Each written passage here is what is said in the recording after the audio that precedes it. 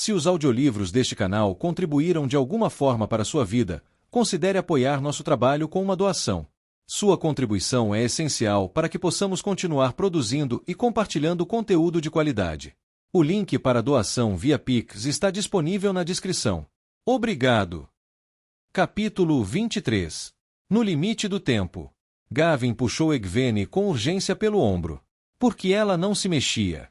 Quem quer que fosse aquele homem com armadura feita de discos de prata, ele conseguia sentir canalizadoras femininas. Ele havia identificado Leane na escuridão, poderia fazer o mesmo com Egwene. Luz, ele provavelmente faria, assim que parasse um momento para perceber. Vou puxá-la para o meu ombro, se ela não se mexer, pensou ele. Que a luz me ajude, eu consigo, não importa o barulho que faça. Seremos pegos de qualquer jeito, se nós. Aquele que se chamava Bom partiu, arrastando Leane, ainda envolta em ar, consigo. Os outros o seguiram em massa, deixando para trás os restos horríveis e carbonizados dos outros cativos. Egwene!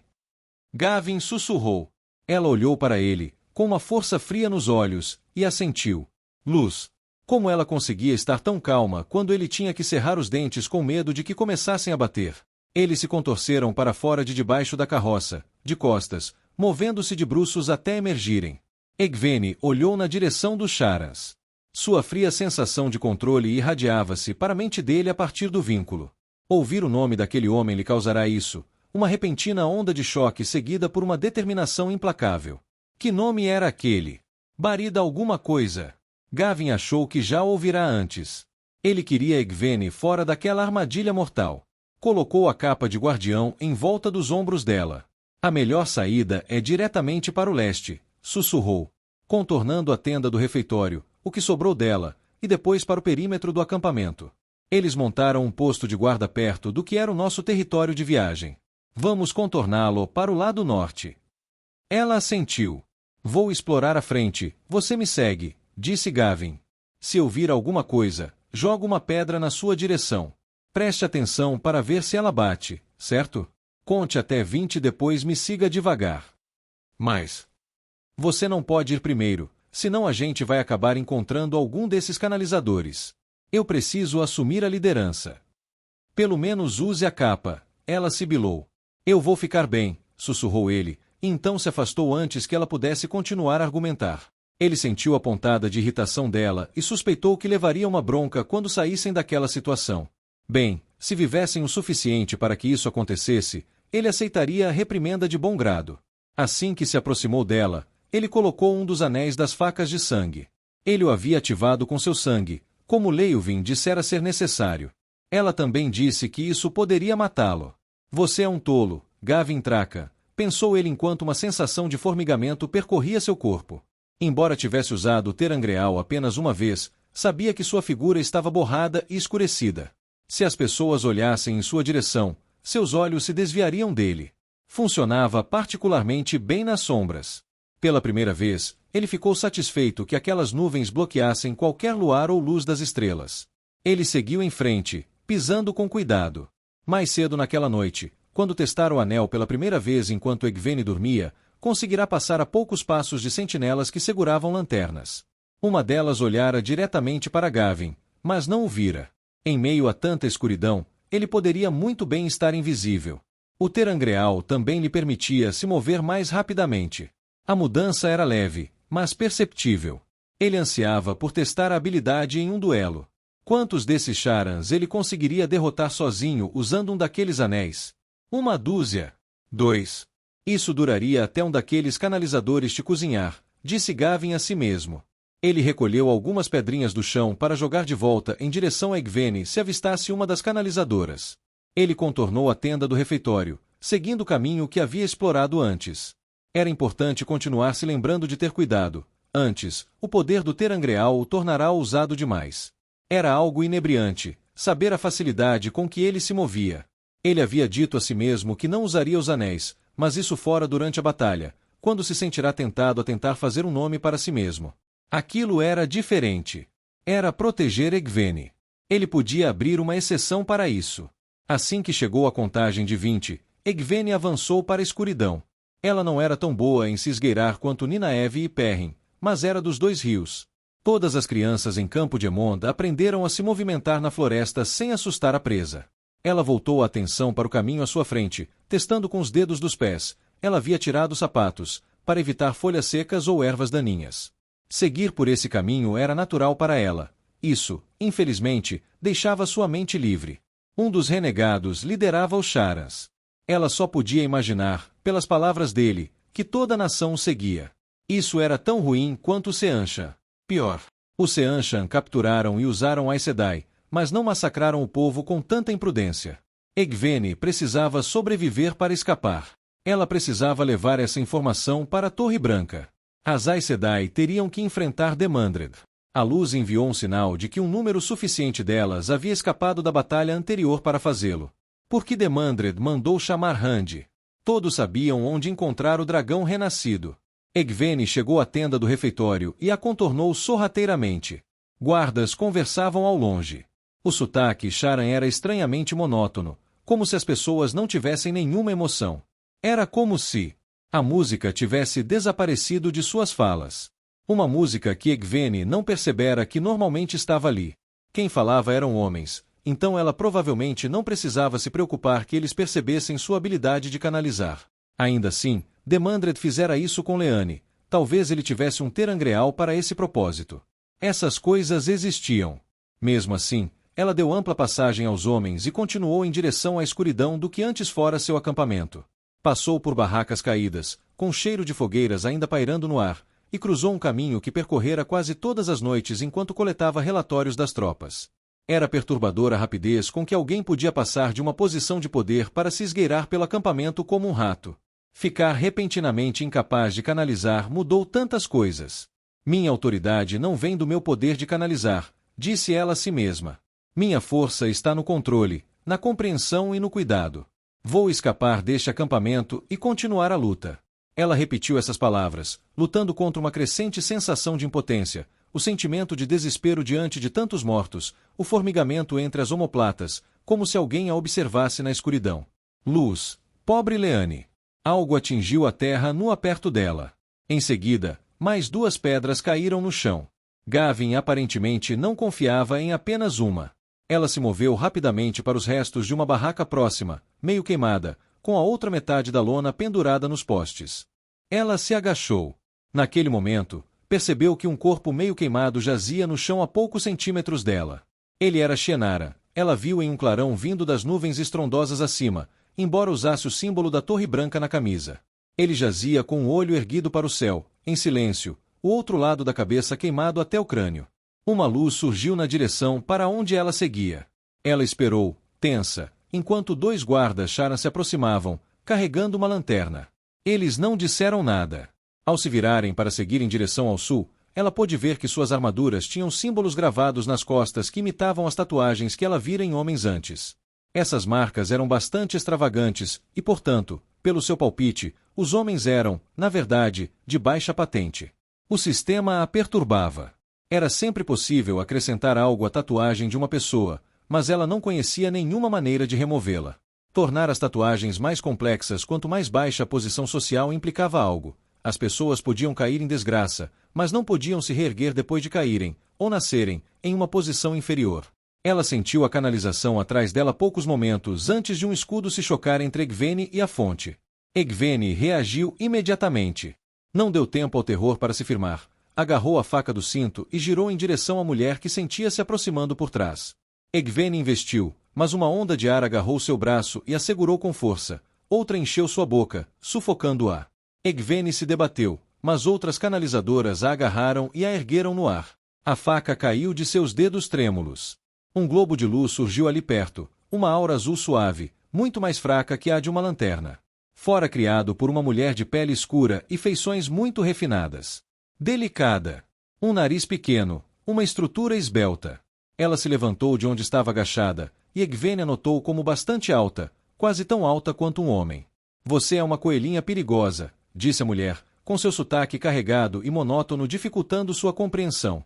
Ela enfatizava as palavras nos lugares errados e pronunciava muitos sons de forma desafinada. Ela tinha tatuagens no rosto, como galhos delicados, que se estendiam da nuca até as bochechas. Ela também usava um daqueles vestidos em formato de sino de vaca, preto, com fios brancos amarrados a um palmo abaixo do pescoço. A mulher tocou o próprio braço, onde a faca de Egvene quase a atingira. Sim, disse a mulher, muito perigosa. Poucos Ayad pegariam uma adaga tão rapidamente, em vez de irem em direção à fonte. Você foi bem treinada. Egvene se debateu em suas amarras. Não adiantou. Estavam apertadas. Seu coração começou a disparar, mas ela estava melhor do que isso. O pânico não a salvaria. Ela se forçou a manter a calma. Não, pensou ela. Não, o pânico não vai me salvar, mas pode alertar Gavin. Ela sentia que ele estava preocupado, em algum lugar na escuridão. Com esforço, permitiu que o terror aflorasse. Abandonou todo o seu cuidadoso treinamento como Aes Sedai. Não foi tão fácil quanto ela esperava. Mova-se em silêncio, coelhinha, disse a mulher Shara, inspecionando Egvene. Eu nunca teria conseguido segui-la se não soubesse que você estava vindo nesta direção. Ela contornou Egvene, parecendo curiosa. Você assistiu ao showzinho do selvagem do começo ao fim, não é? Corajosa. Ou estúpida. Egvene fechou os olhos e se concentrou em seu terror. Seu pânico absoluto. Ela precisava trazer Gavin até si. Ela estendeu a mão e abriu a pequena pepita de emoção que havia guardado ali. Seu medo de ser capturada novamente pelo Seanchan. Ela conseguia sentir o Adã em seu pescoço. O nome. Tuli. Um nome para um animal de estimação. Egvene era mais jovem na época, mas não mais impotente do que agora. Aconteceria novamente. Ela não seria nada. Teria seu próprio ser despojado. Preferia estar morta. Oh, luz! Porque ela não podia ter morrido. Ela jurou que nunca mais seria capturada daquela forma. Começou a respirar rapidamente, agora incapaz de controlar o terror. Vamos, vamos, disse a Shara. Ela parecia divertida, embora seu tom fosse tão monótono que Egvene não conseguia dizer exatamente. Não vai ser tão ruim assim, vai? Preciso decidir. O que me trará mais benefícios? Entregar você para ele ou ficar com você para mim? Uma forte canalização veio de repente do outro lado do acampamento, para onde Demandred havia ido. O Charon olhou na direção dele, mas não pareceu alarmado. Egvene sentia Gavin se aproximando. Ele estava muito preocupado. Sua mensagem cumprirá seu propósito, mas ele não estava chegando rápido o suficiente e estava mais longe do que ela esperava. O que havia acontecido? Agora que ela havia deixado a preocupação sair de seu esconderijo, ela subjugava, golpeando-a em uma série de golpes. Seu homem, disse o Shara. Você tem um deles. Como eles se chamam mesmo? Estranho que você confie na proteção de um homem, mas nunca atinge seu potencial nesta terra, segundo me disseram. Ele será levado. Mandei chamá-lo. Como Egvene temia. Luz. Ela havia levado Gavin até ali. Ela havia levado o exército ao desastre. Egvene fechou os olhos com força. Ela havia levado a Torre Branca à destruição. Seus pais seriam massacrados. Os 2 rios seriam queimados. Ela deveria ter sido mais forte. Ela deveria ter sido mais inteligente.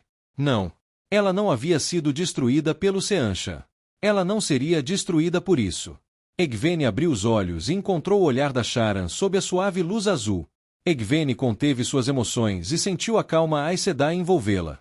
Você é estranha, sussurrou a Shara, ainda presa pelo olhar de Egvene. Tão paralisada estava que a mulher não percebeu quando a sombra se aproximou atrás dela. Uma sombra que não poderia ser Gavin, pois ele ainda estava distante. Algo atingiu a cabeça da mulher por trás. Ela desabou, caindo no chão. O globo se apagou instantaneamente, e Egvene estava livre. Ela se agachou, os dedos encontrando a faca. Uma figura se aproximou dela. Egvene ergueu a faca e se preparou para abraçar a fonte. Ela chamaria a atenção se fosse preciso. Não seria levada novamente. Mas quem era? Silêncio, disse a figura. Egvene reconheceu a voz. Leuvin. Outros notaram essa mulher canalizando, disse Leuvin. Eles viram ver o que ela estava fazendo. Precisamos nos mexer. Você me salvou, sussurrou Egvene. Você me resgatou. Levo meus juramentos a sério, disse Leuvin. Então, tão baixinho que Egvene mal conseguiu ouvir, acrescentou, talvez a sério demais. Que presságios horríveis esta noite. Elas se moveram rapidamente pelo acampamento por alguns instantes, até que Egwene sentiu Gavin se aproximando. Ela não conseguia distingui-lo na escuridão. Finalmente, sussurrou baixinho, Gavin. De repente, ele estava ali, bem ao lado dela. Egwene, quem você encontrou? Leofwin enrijeceu-se e sibilou baixinho por entre os dentes. Algo parecia tê-la perturbado profundamente. Talvez estivesse com raiva por alguém ter se aproximado dela de surpresa. Se fosse esse o caso, Egwene compartilhava a emoção. Ela se orgulhava de suas habilidades, e então, fora pega de surpresa não apenas por um canalizador, mas agora por Gavin. Por que um garoto criado na cidade deveria se mover tão bem sem que ela o notasse? Não encontrei ninguém, sussurrou Egwene. Leofwin me encontrou, e me tirou de um incêndio. Leofwin, disse Gavin, espiando através da escuridão. Egwene podia sentir sua surpresa e desconfiança. Precisamos continuar avançando, disse Leofwin. Não vou discutir isso, respondeu Gavin. Estamos quase lá. Mas vamos querer ir um pouco para o norte. Deixei alguns corpos à direita. Corpos? Perguntou Leofwin. Mais ou menos meia dúzia de Charans me atacaram, disse Gavin. Meia dúzia, pensou Egwene. Ele fez soar como se não fosse nada. Este não era o lugar para discussão. Ela se juntou aos outros dois, saindo do acampamento, com Leofwin os guiando em uma direção específica. Cada barulho ou grito vindo do acampamento fazia Egwene estremecer, preocupada que um dos corpos tivesse sido encontrado. Na verdade, ela quase pulou para as nuvens de tempestade acima quando alguém falou da escuridão. É você. Somos nós, Baile, disse Leofwin suavemente. Minha avó idosa, exclamou Baile Domon suavemente, juntando-se a eles. Vocês a encontraram. Mulher, você me surpreende de novo. Ele hesitou. Gostaria que você tivesse me deixado ir com você. Meu marido, sussurrou Leofwin, você é um homem tão corajoso e robusto quanto qualquer mulher poderia desejar em sua tripulação. Mas você se move com a quietude de um urso correndo por um rio. Ele resmungou, mas juntou-se a eles enquanto deixavam a orla do acampamento, silenciosa e cuidadosamente. A cerca de 10 minutos de distância, Egwene finalmente confiou em si mesma para abraçar a fonte. Glorificando-se, ela abriu um portal para eles e voou até a Torre Branca. A Vienda correu com o resto dos Aiel através dos portais. Eles irromperam, como águas de uma enchente, no vale de Takandar. Duas ondas, vindas de lados opostos do vale. A Vienda não carregava uma lança. Aquele não era o seu lugar. Em vez disso, ela era uma lança. Ela estava acompanhada por 2 homens de casacos pretos, 5 sábios, a mulher Alivia e 10 Aes Sedai de Hand, juramentadas com guardiões. Nenhuma delas, exceto Alivia, havia reagido bem à colocação de Avienda acima delas. O Ashamen não gostava de ter que responder a nenhuma mulher, os sábios não gostavam nem um pouco de receber ordens de Hand, e as Aes Sedai ainda consideravam os canalizadores Aiel inferiores. Todas obedeceram à ordem mesmo assim. Hand sussurrou para ela em um momento de silêncio para vigiar todos em busca de amigos das trevas. Não foi o medo que o fez dizer essas palavras, mas sim seu senso de realismo. Sombras podiam se esgueirar por qualquer lugar. Havia Trollocs aqui no vale e alguns Mirdraal, mas eles não previram este ataque. Os Aiel aproveitaram a desordem e começaram uma matança. A Vienda liderou seu grupo de canalizadores em direção à forja, aquele enorme edifício de telhado cinza. Os forjadores de sombras interromperam seu movimento inexorável, demonstrando apenas um leve sinal de confusão. A Vienda teceu fogo em um só, removendo sua cabeça dos ombros. O corpo se transformou em pedra e começou a se desintegrar. Isso pareceu um sinal para os outros canalizadores, e forjadores de sombras pelo vale começaram a explodir. Dizia-se que eram guerreiros terríveis quando provocados, com pele que repelia espadas. Poderia ser apenas boato, já que poucos Aiel já haviam dançado as lanças com o forjador de sombras. A Vienda não queria muito descobrir a verdade. Ela deixou sua equipe acabar com o primeiro grupo de forjadores de sombras e tentou não pensar muito na morte e destruição que essas coisas haviam causado durante suas vidas sobrenaturais. Os Crias das Sombras tentaram montar uma defesa, com alguns dos Mirdraal gritando e chicoteando seus Trollocs para atacar e interromper o ataque Aiel que os atacava por uma ampla frente. Teria sido mais fácil parar um rio com um punhado de gravetos. Os Aiel não diminuíram o ritmo, e os Crias das Sombras que tentaram resistir foram mortos no caminho, muitas vezes atingidos por múltiplas lanças ou flechas.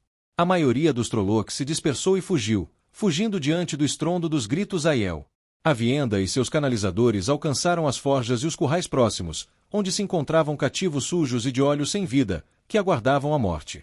Rápido! Disse Avienda aos guardiões que a acompanhavam. Os homens arrombaram cercados enquanto Avienda e os outros atacavam os últimos forjadores de sombras. Enquanto morriam, caindo em pedra e pó, eles jogaram lâminas tac-andar pela metade nas rochas. Avienda olhou para cima, à direita. Um longo caminho sinuoso subia em direção à boca da caverna na encosta da montanha que se erguia acima. O buraco ali era escuro. Parecia uma armadilha que tentava a luz a entrar, mas nunca a libertava.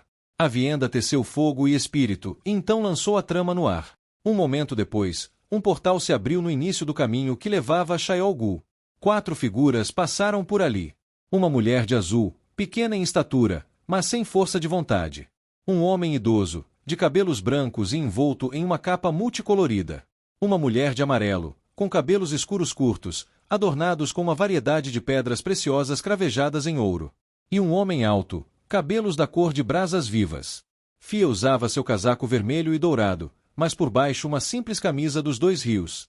O que ele havia se tornado e o que havia sido, tudo em um. Ele carregava 2 espadas, como um Shennara. Uma parecia de vidro, ele a carregava nas costas. A outra era a espada do matador de árvores, o rei Lama, amarrada à cintura. Ele a carregava por causa dela. Homem tolo! Avienda ergueu a mão para ele, e ele ergueu a sua em resposta. Essa seria a única despedida caso ele falhasse em sua tarefa ou ela morresse durante a sua.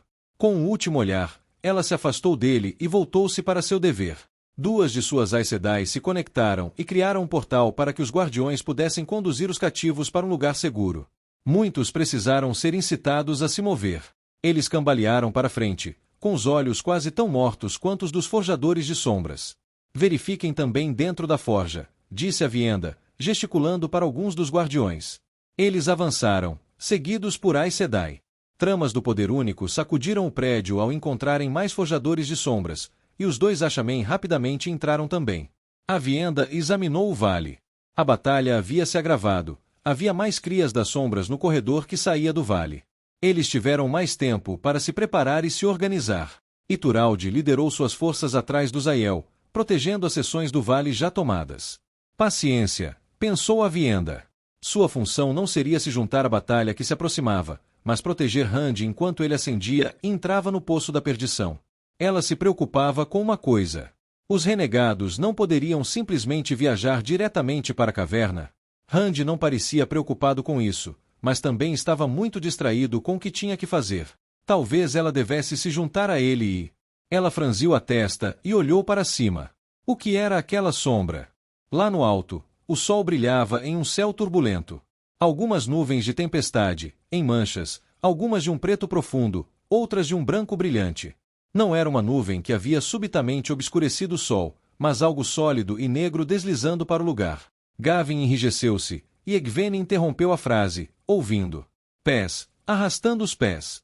Os 2 recuaram, observando enquanto 10 ou 12 prisioneiros eram conduzidos a um espaço aberto perto de onde ficava a tenda de comando. Charans colocaram tochas em postes ao redor dos prisioneiros esfarrapados. Alguns deles eram soldados, espancados a ponto de mal conseguirem andar. Havia também cozinheiros e trabalhadores braçais. Eles haviam sido chicoteados, suas calças desfiadas. Todas as suas camisas haviam sido tiradas. Nas costas deles, alguém havia tatuado um símbolo que Egwene não reconheceu. Pelo menos, ela achou que fossem tatuagens. Os símbolos talvez estivessem gravados nelas. Enquanto os cativos se reuniam, alguém gritou por perto.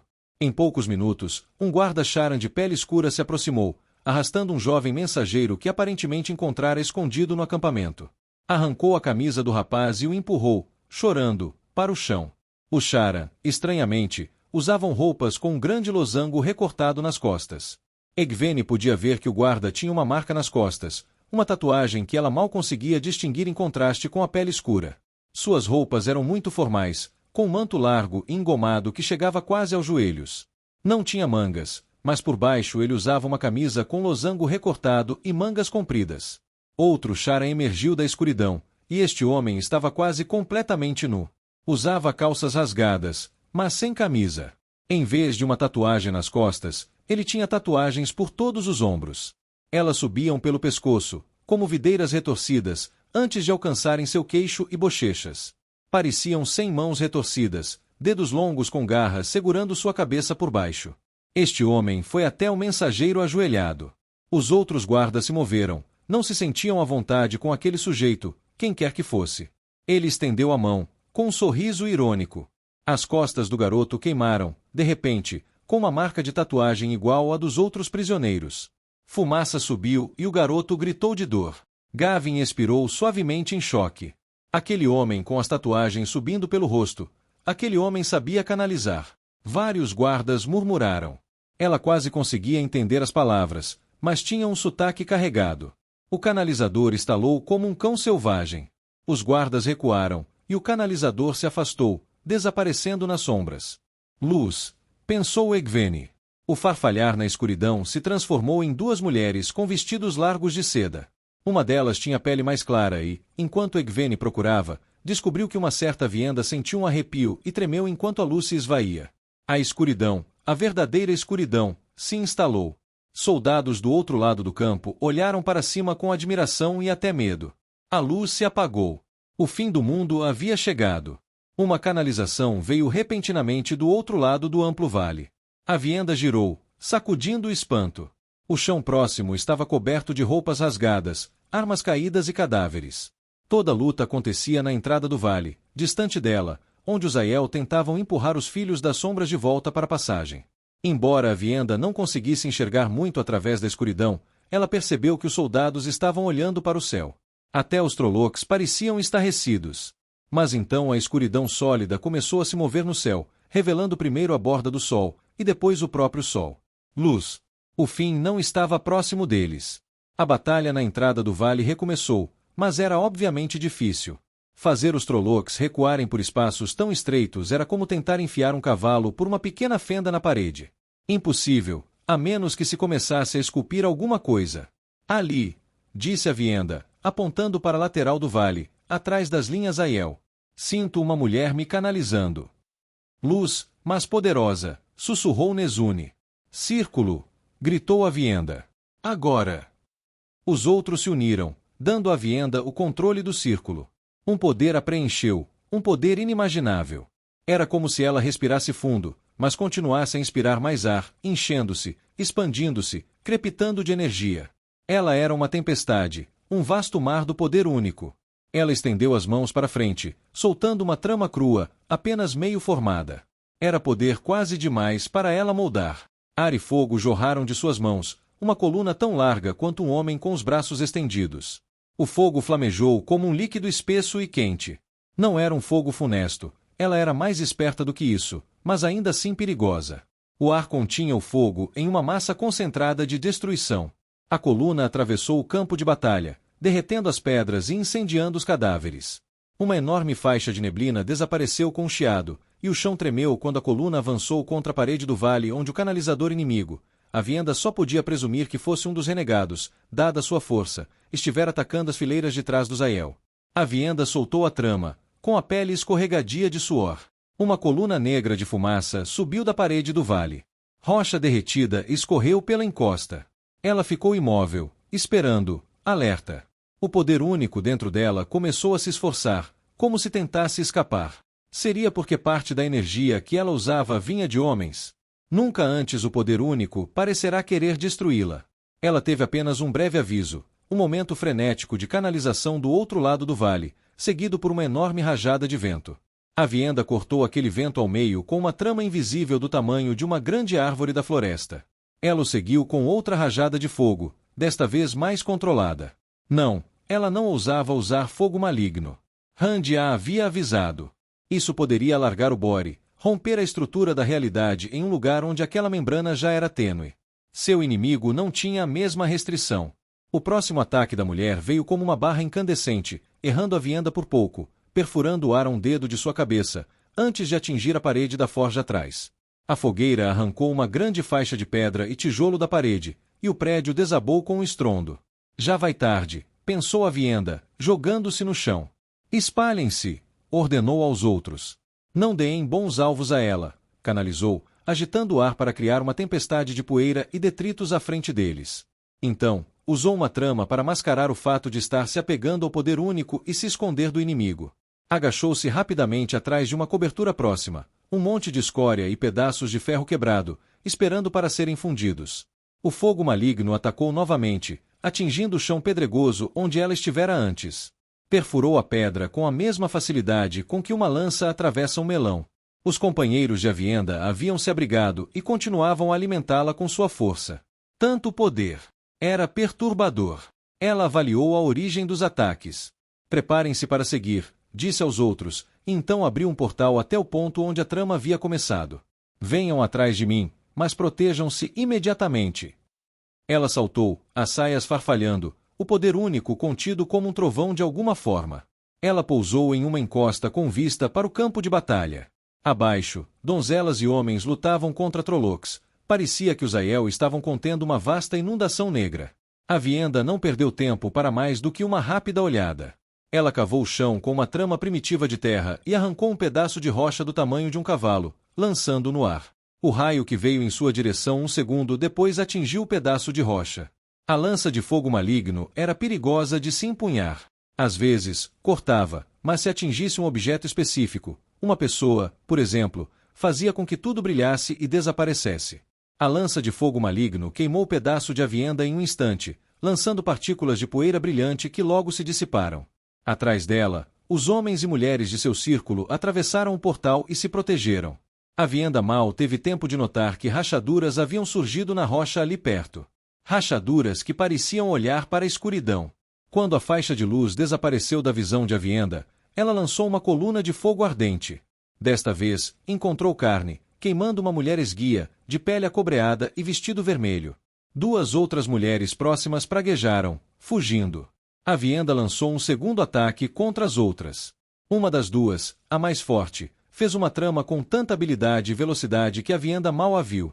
A trama subiu na frente de sua coluna de fogo, e o resultado foi uma explosão de vapor escaldante. O fogo de Aviendha foi extinto, e ela ofegou, temporariamente cega. Os instintos de batalha assumiram o controle.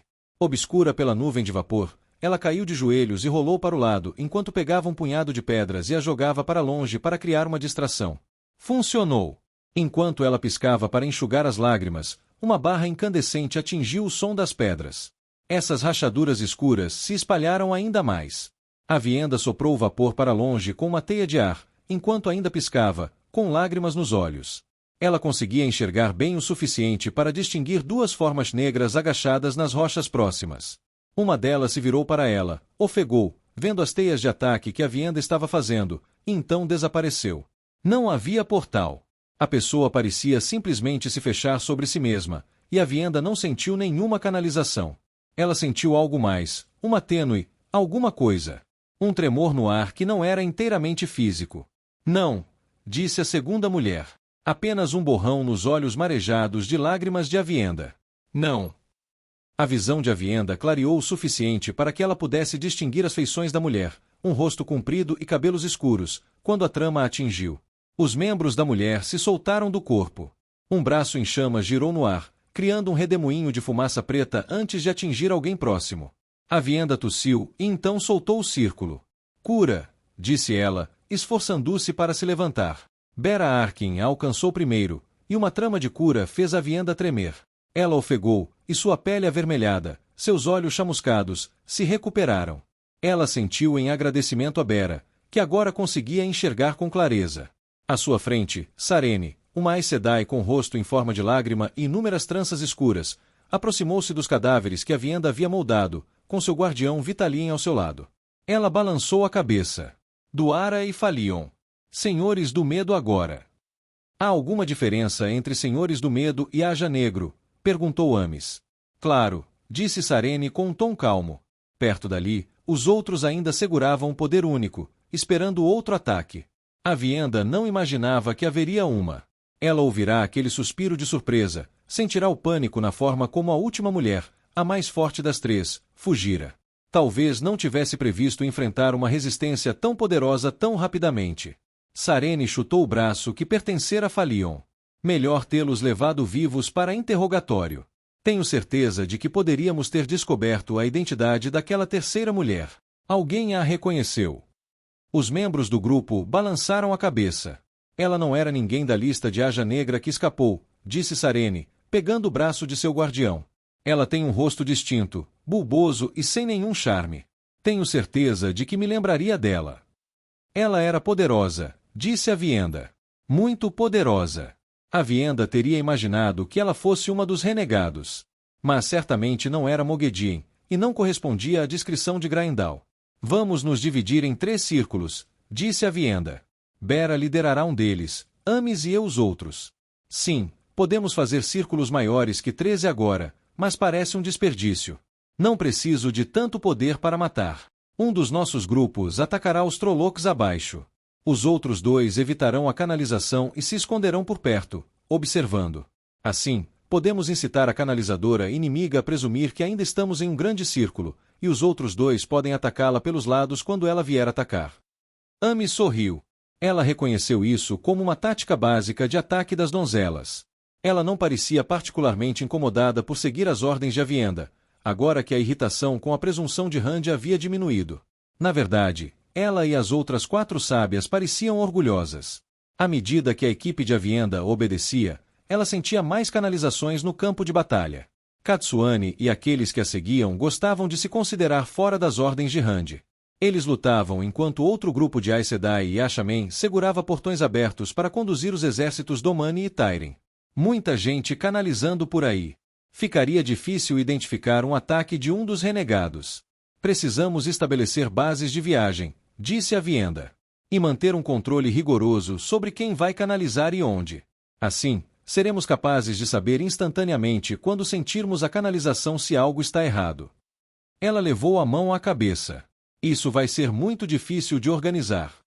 Perto dali, o sorriso de M se alargou. Você está no comando agora, a Vienda, parecia dizer aquele sorriso.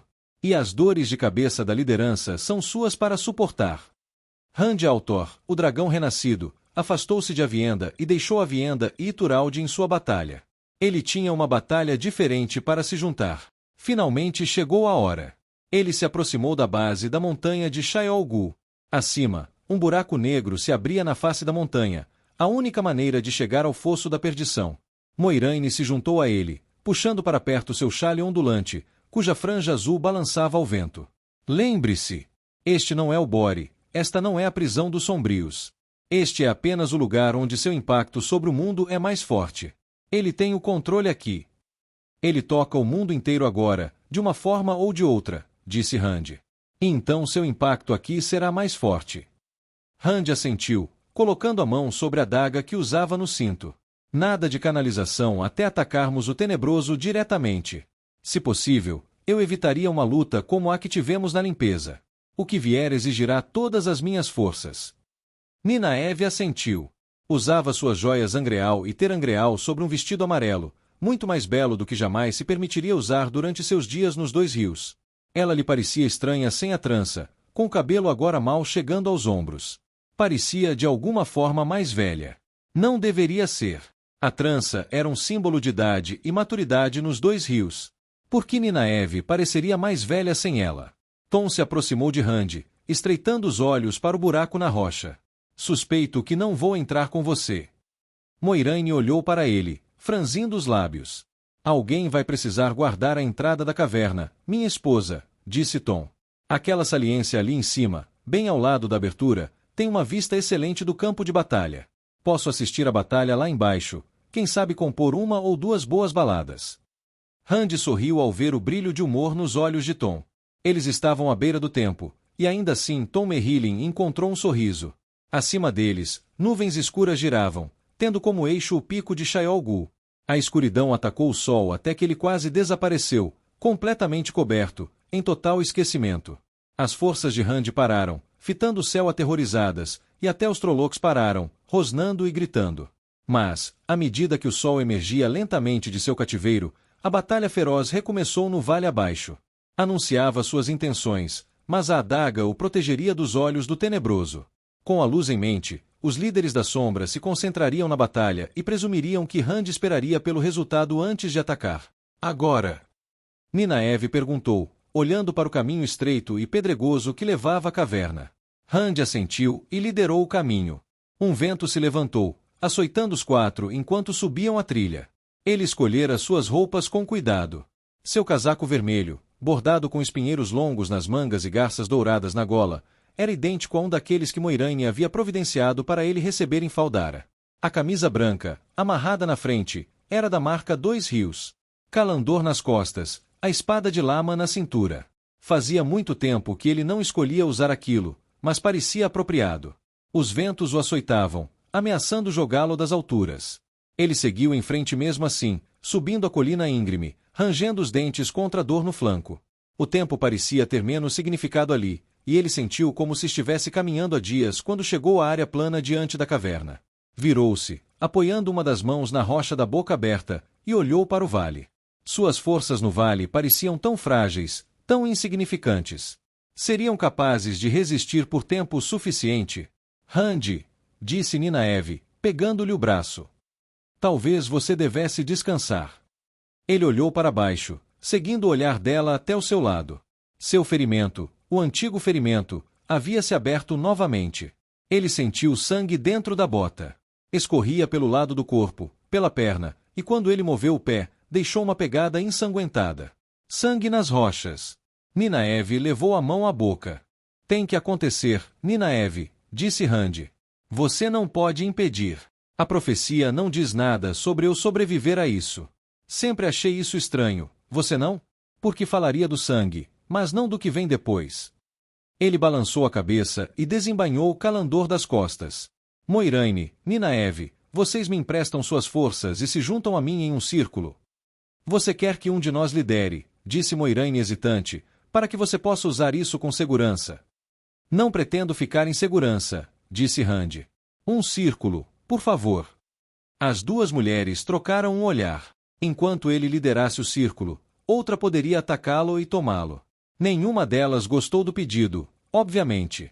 Ele não tinha certeza se deveria ficar satisfeito por as duas terem começado a se dar bem. Talvez, em vez disso, devesse se preocupar com a possibilidade de elas se unirem contra ele. Parecia um pensamento de dias mais simples. Dias mais fáceis. Ele sorriu ironicamente, mas sabia que o sorriso não alcançava seus olhos. Moiraine e Ninaeve o alimentaram com sua força, e ele a aceitou. Tom beijou Moiraine, então os três se viraram para contemplar a abertura à sua frente. Ela levava de volta para baixo, em direção à base da montanha, e ao poço de fogo que era a coisa mais próxima que este mundo conhecia da morada dos tenebrosos. Sombras do sol que retornava obscureciam a entrada da caverna ao seu redor. O vento puxava, seu pé aquecido pelo próprio sangue. Não sairei vivo deste poço, pensou. Ele não se importava mais. Sobreviver não era seu objetivo. Já fazia algum tempo. Ele queria fazer aquilo direito. Ele tinha que fazer aquilo direito. Era a hora certa. Ele tinha planejado bem o suficiente. É a hora que a tarefa seja empreendida. A voz falava com a inevitabilidade de um terremoto, as palavras vibrando através dele. Mais do que um som no ar, muito mais, as palavras falavam como se fossem de uma alma para outra. Moiraine ofegou, arregalando os olhos. Randy não ficou surpreso. Já ouvirá aquela voz uma vez e percebeu que já a esperava. Pelo menos, torcendo por ela. Obrigado, Randy sussurrou, então deu um passo à frente no reino do escuro, deixando pegadas de sangue para trás. Ignorar os presságios. Fortuona, imperatriz do Império Seanchan, observava o marido enquanto ele dava ordens às suas tropas. Estavam posicionados do lado de fora do palácio em Eboldar, e ela própria estava sentada em um elaborado trono móvel, equipado com varais na base para que pudesse ser carregada por uma dúzia de soldados.